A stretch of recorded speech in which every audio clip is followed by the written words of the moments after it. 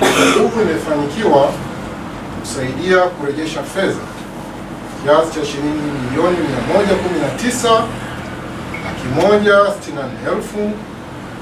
119,164,274 na senti 88.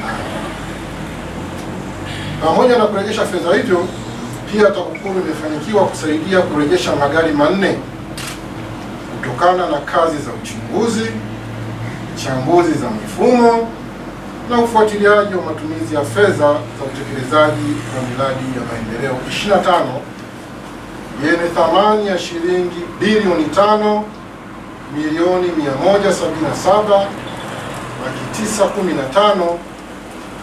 5,177,915,609 katika sekta za elimu, maji, barabara, elimu na utawala. Kiasi hicho cha fedha kilichorejeshwa, mchanganuo wake ni kama ifuatavyo. Ndugu waandishi wa habari, kabla sijafafanua kiasi cha hela kilichorejeshwa, unaweza mkayaona magari manne yanayoonekana hapo ambayo yamerejeshwa kupitia kazi zilizofanywa na taasisi hii. Magari hayo manne ni ya taasisi inayoitwa SEMA ambayo yalikuwa yameuzwa kinyume cha sheria. Tunasema yameuzwa kinyemela. Kwa hiyo TAKUKURU kupitia uchunguzi iliyofanya iliwezesha magari hayo kurejeshwa. Nitayataja magari hayo kwa ufupi. Gari la kwanza ni Isuzu Tipa lenye namba za usajili T423 AED kama unavyoviona hapo. Gari la pili ni Range Rover 110 yenye namba za usajili T412 AED. Gari la tatu ni Isuzu Tipa yenye crane kwa ajili ya kubeba vitu vizito yenye namba za usajili T418 AED. Na gari ya mwisho ni Toyota Land Cruiser VX yenye namba za usajili 465 AED.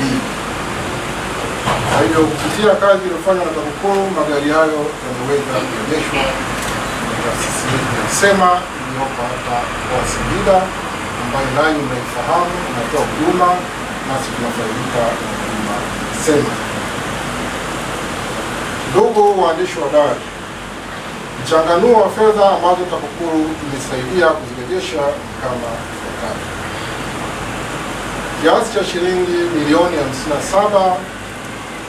57,585,000 zilirejeshwa serikalini kutokana na chunguzi za tuhuma mbalimbali za ubadhirifu wa mali za umma, na magari manne yaliyorejeshwa ni kama ilivyotajwa hapo awali. Aidha, fedha kiasi cha shilingi milioni 43,810,000 zililipwa kwa wazabuni kwa ajili ya kusambaza vifaa vya ujenzi, lakini vifaa hivyo havikufikishwa kwenye maeneo ya miradi husika. Baada ya ufuatiliaji uliofanywa na TAKUKURU, vifaa vyenye thamani hiyo viliweza kuwasilishwa kwenye miradi husika. Aidha, mfanyabiashara wa vifaa vya ujenzi alijipatia fedha isivyostahili kiasi cha shilingi milioni 7,531,215 za kodi ya ongezeko la thamani, yani VAT, kwa kutoa stakabadhi ya kugushi ya EFD baada ya kupokea malipo ya vifaa alivyosambaza kwenye utekelezaji wa mradi wa maendeleo. Baada ya ufuatiliaji wa TAKUKURU, mzabuni huyo aliwasilisha stakabadhi halali ikiwa na makato ya kodi inayohusika.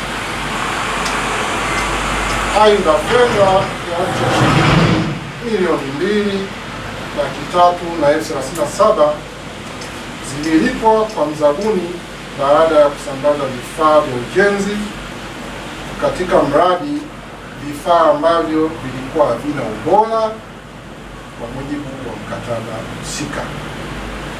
Baada ya ufuatiliaji wa TAKUKURU, mzabuni huyo aliwasilisha vifaa vilivyokuwa na ubora na sifa zilizotakiwa.